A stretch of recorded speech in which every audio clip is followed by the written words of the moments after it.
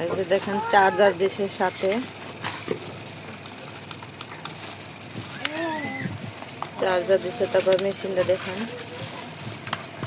এভাবে বিছনা রেখে তারপরে সেলাই করা হয়। এই যে সেলাই ইয়েটা দেখেন, পোলেরা খুলতো। আমরা এখন প্যাকেট খুলতেছি।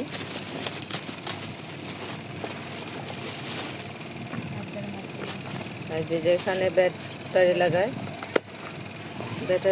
তারপরে এখানে ববিন লাগে। দেখেন ববিনটা লাগানোর সিস্টেমটা সুন্দর। আপনারা চাইলেও এরকম মেশিন কিনতে পারেন।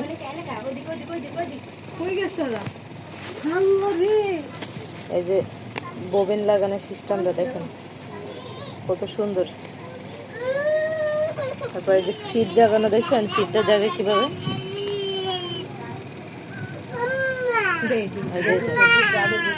এই যে দেখছেন ফিটটা জায়গায় কত সুন্দর করে